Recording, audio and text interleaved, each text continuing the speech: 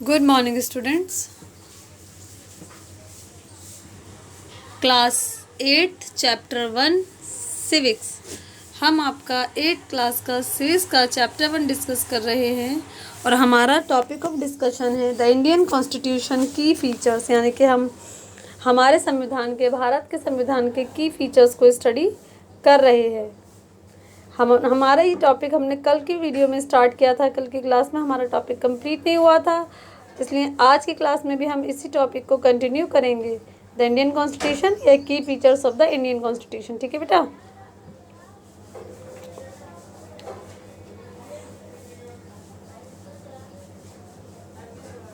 चलिए हम स्टार्ट करते हैं।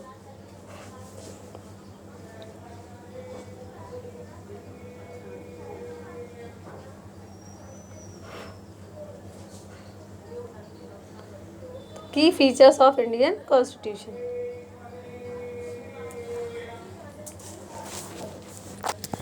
The member of the constituent assembly had a huge task before them. देखो, भारत के संविधान को बनाना कॉन्स्टिट्यूंट असेंबली के लिए, कॉन्स्टिट्यूंट असेंबली के जितने भी मेंबर्स थे उनके लिए एक बहुत बड़ा, एक बहुत चैलेंजिंग टास्क था। ये कोई इतना आसान काम नहीं था कि भाई आज सोचा है भारत के लिए संविधान बनाना हो कल बना लेंगे। ये एक बहुत ही ज़्यादा चैलेंजिंग टास्क था कॉन्स्टिट्यूंट असेंबली के तमाम मेंबर्स के लिए। The country was made up of several different communities who speak different languages, belong to different religion and had distinct culture. वो ये एक डिफ़िकल्ट टास्क क्यों था? क्योंकि हिंदुस्तान एक ऐसा देश है जहाँ पर अलग अलग कम्युनिटीज़ के लोग रहते हैं, जो अलग अलग भाषा बोलते हैं, जिनका धर्म अलग है, जिनके कल्चर अलग हैं। अब ऐसे लोगों के लिए एक ऐसा संविधान बनाना जिसको सभी लोग फॉलो करें, बड़ा मुश्किल, बहुत चैलेंजिंग टास्क था। When the constitution was being written, India was going throughout considerable turmoil. जब भारत का संविधान लिखा जा रहा था तब हिंदुस्तान क्या था? हिंदुस्तान को एक टर्मोइल की तरह कंसिडर किया जाता था। The partition of country into India and Pakistan was imminent. Some of the princely states remain undecided about their future and the socio-economic condition of the vast mass of people appeared dismal. क्यों turmoil की तरह consider किया जाता? क्योंकि तभी भारत का बंटवारा हुआ था। हिंदुस्तान दो हिस्सों में बट गया, दो देशों में बट गया था, हिंदुस्तान और पाकिस्तान। उसके बाद में क्या होता है, अब बड़ा मुश्किल था ये डिसाइड करना कि जो प्रिंसली स्टेट थे उनका फ्यूचर क्या होगा, वहाँ पर जो लोग रहते हैं उन लोगों का सोशियो इकोनॉमिक कंडीशन कैसी रहेंगी। ये बहुत बड़े बड़े चैलेंजेस थे कॉन्स्टिट्यूएंट असेंबलीज़ के मेंबर्स के सामने जब वो कॉन्स्टिट्यूशन को बना रहे थे, या जब वो भारत का संविधान लिख रहे थे कि आज हिंदुस्तान कहाँ पहले एक देश था, आज ये दो देशों में डिवाइड हो गया है, हिंदुस्तान और पाकिस्तान। इसके अलावा प्रिंसली स्टेट्स हैं। सवाल ये उठता था कि प्रिंसली स्टेट का क्या फ्यूचर रहेगा, वहाँ पर रहने वाले लोगों की जो कंडीशंस हैं, सोशल कंडीशन, इकोनॉमिक कंडीशन, वो कैसी रहेंगी। ये बहुत बड़े बड़े चैलेंजेस थे। लेकिन इन तमाम चैलेंजेस को देखते हुए जो कॉन्स्टिट्यूएंट असेंबली के मेंबरान थे उन्होंने भारत का संविधान लिखा, और एक ऐसा संविधान लिखा जिसको तमाम धर्मों के लोग मानते हैं। All of these issues played on the minds of the member of Constituent Assembly as they drafted the Constitution. तो जब भारत का संविधान लिखा जा रहा था तो संविधान लिखने वाले जो लोग थे कॉन्स्टिट्यूएंट असेंबली के मेंबर, उनके दिमाग में इस तरह के इश्यूज थे, इस तरह के क्वेश्चंस थे कि भाई यहाँ पर ये एक ऐसा देश है जहाँ पर अलग अलग धर्मों के लोग रहते हैं, अलग रिलीजन, अलग कल्चर है, अलग अलग कल्चर के लोग हैं। ऐसा किस तरह से एक ऐसा संविधान बनाया जाए जिसको तमाम धर्मों के लोग माने, जिसको तमाम कल्चर के लोग माने, जिसमें किसी के साथ कोई भेदभाव ना हो। ये बहुत बड़ा चैलेंज था। ऊपर से बंटवारा हो गया था हिंदुस्तान और पाकिस्तान में, यानी कि जो हिंदुस्तान हमारा देश था वो दो देशों में बढ़ गया, एक हिंदुस्तान में, दूसरा पाकिस्तान में। तो ये बहुत बड़े बड़े चैलेंजेस थे कॉन्स्टिट्यूएंट असेंबलीज़ के मेंबर्स के दिमाग में और उनके सामने कि जब वो कॉन्स्टिट्यूशन को लिख रहे थे। लेकिन इसके बावजूद भी उन्होंने भारत के लिए एक संविधान लिखा, और एक ऐसा संविधान लिखा जिसको तमाम लोग फॉलो करते हैं। They rose to the occasion and gave this country a visionary document that reflect a respect for maintaining diversity while preserving national unity. और इन लोगों ने इन तमाम चीज़ों को मद्देनज़र रखकर डाइवर्सिटी का इंटरेस्ट जो था उसको भी मेंटेन किया और ऐसा संविधान लिखा जिससे नेशनल यूनिटी को भी बचाया जा सके और जिससे लोगों में नेशनल यूनिटी भी बरकरार रखी जा सके। The final document also reflect their concern for eradicating poverty through socio-economic reform as well as emphasizing the crucial role the people can play in choosing their representative। इसके अलावा जो फाइनल डॉक्यूमेंट पेश किया गया संविधान को लेकर उसमें क्या था, उसमें इस चीज़ को भी ध्यान में रखा गया कि किस तरह से हम पॉवर्टी को ख़त्म कर सकते हैं, किस तरह से लोगों का जो सोशो इकोनॉमिक स्टेटस है उनको इम्प्रूव कर सकते हैं। और इस चीज़ का भी ध्यान रखा गया कि लोगों को ये अधिकार दे दिया जाए, लोगों को ये अधिकार है कि वो अपने रिप्रेजेंटेटिव को खुद चुन सकते हैं। तो हमें जो वोट डालने का अधिकार मिला है जिसकी बेस पर हम हमारे रिप्रेजेंटेटिव हमारे लीडर को वोट के आधार पर चुनते हैं, तो ये अधिकार हमें कॉन्स्टिट्यूशन ने ही दिया है। Listed below are the key features of Indian Constitution. While reading these, keep in mind the above mentioned concern of diversity, unity, socio-economic reform and the representation that the author of this document were graphing with। देखिए नीचे भारत के संविधान में यानी कि आगे हम भारत के संविधान के क्या क्या की फीचर्स हैं उसके बारे में पढ़ेंगे, क्योंकि कॉन्स्टिट्यूएंट असेंबली के मेंबर ने संविधान को बनाते वक्त डाइवर्सिटी, क्योंकि हमारे यहाँ पर डाइवर्सिटी पाई जाती है, उसको दिमाग में रखा। डाइवर्सिटी में हम किस तरह से यूनिटी को मेंटेन कर सकते हैं, चीज़ को भी उन्होंने दिमाग में रखा। किस तरह से सोशो इकोनॉमिक रिफॉर्म हो सकती हैं, चीज़ को भी दिमाग में रखा। किस तरह से लोगों को उनके रिप्रेजेंटेटिव को चुनने का अधिकार है, इसका भी उन्होंने ख्याल रखा। इन तमाम चीज़ों को मद्देनज़र रखते हुए उन्होंने भारत का संविधान लिखा और हमें एक ऐसा संविधान दिया जिसमें तमाम लोगों को बराबरी के साथ ट्रीट किया जाता है। Try and understand the way in which they try to balance the concern with their commitment to transforming independent India into a strong democratic society. और एक ऐसा संविधान लिखा मतलब डेमोक्रेटिक सोसाइटी के लिए, क्योंकि हमारा जो देश है वो डेमोक्रेटिक है, तो हमारे देश के लिए हमारे डेमोक्रेटिक सोसाइटी डेमोक्रेटिक कंट्री के लिए एक ऐसा संविधान लिखा जिसको तमाम लोग फॉलो करते हैं। और हम अपने कॉन्स्टिट्यूशन को लेकर हमारा कमिटमेंट देखा जाएगा तो वो हम पूरी तरीके से कमिटमेंट देते हैं अपने कॉन्स्टिट्यूशन को, यानी कि कॉन्स्टिट्यूशन जो कहता है हम उसको करते हैं। तो की फीचर्स में फर्स्ट जो फीचर है वो है फेडरलिज्म। द फर्स्ट की फीचर क्या है बेटा आपका? फेडरलिज्म। अब सवाल उठता है फेडरलिज्म क्या है? This refer to the existence of more than one level of government in the country. Federalism का मतलब है डिवीजन ऑफ पावर, यानी कि फेडरलिज्म का मतलब है कि देश में जो सरकार है, जो गवर्नमेंट है, वो एक से ज़्यादा लेवल पर काम करेगी। That is federalism. क्या गवर्नमेंट जो होगी वो सिर्फ एक लेवल पर काम नहीं करेगी।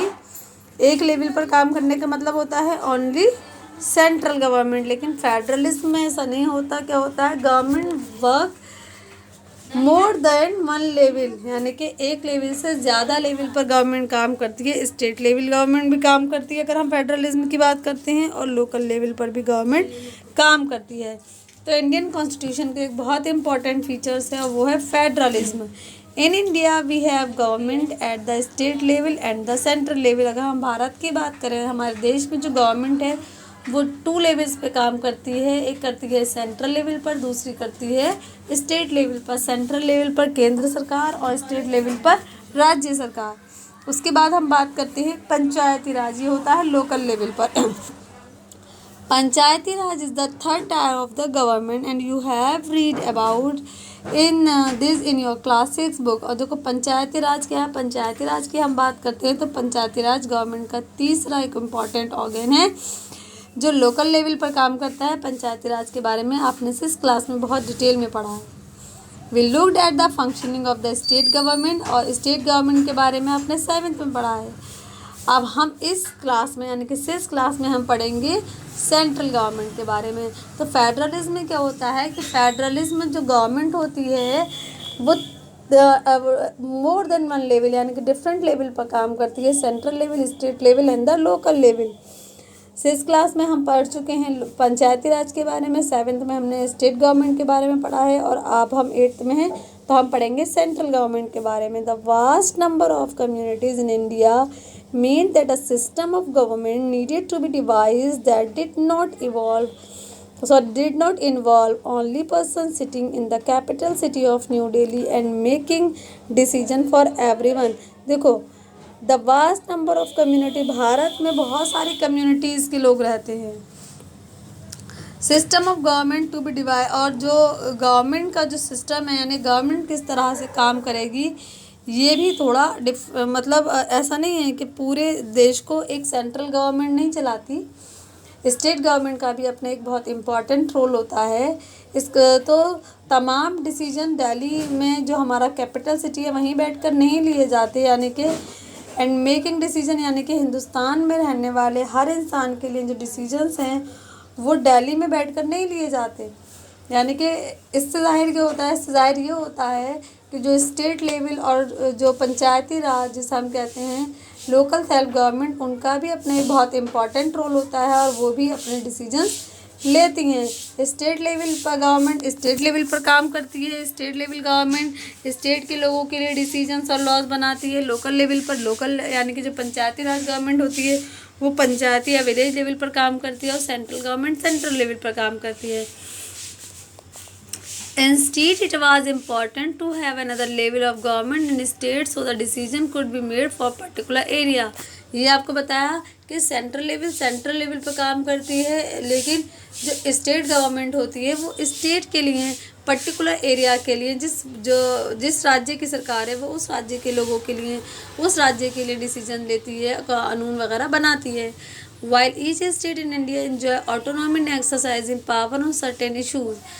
हिंदुस्तान में बहुत सारे राज्य हैं। हिंदुस्तान में कितने राज्य हैं? 27 राज्य हैं, क्योंकि एक राज्य कम हो गया है, वो 2 यूनियन टेरिटरी में बढ़ चुका यूनियन टेरिटरी में बढ़ चुका है, लद्दाख और जम्मू एंड कश्मीर। ठीक है, अब जम्मू एंड कश्मीर को राज्य का स्टेटस उसका ख़त्म हो चुका है। तो इंडिया में जो हमारे राज्य हैं उनके पास बहुत सारी ऑटोनॉमी, बहुत सारी पावर्स हैं जो उनको दे रखी हैं।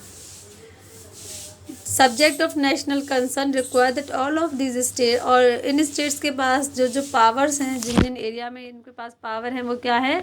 Follow the law of. सबसे पहले तो ये है कि अगर हम नेशनल कंसर्न की बात करें तो नेशनल कंसर्न में जो पावर है वो सेंट्रल लेवल के पास है, और सबको सेंट्रल लेवल के द्वारा बनाए हुए लॉज को फॉलो करना होता है। इस केस में the constitution contain list the detail that issue the each tyre of the government and make law.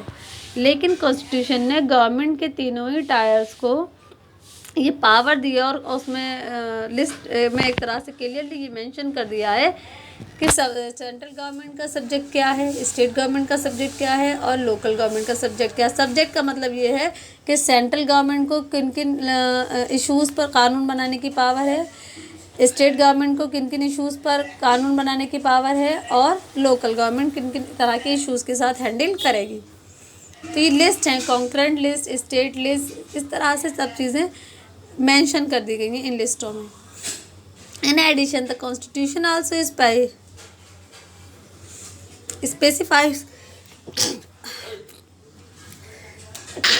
specifies whether each tier government can get the money from for the work that it does। और ये भी mention कर दिया गया है constitution के द्वारा कि गवर्नमेंट के जो टायर हैं अपने कामों को करने के लिए इनको मनी कहाँ से हासिल करनी है, या कहाँ से इनको पैसा इशू या फंड प्रोवाइड कराया जाएगा। Under federalism the state are not merely agent of the federal government but draw their authority from the constitution as well.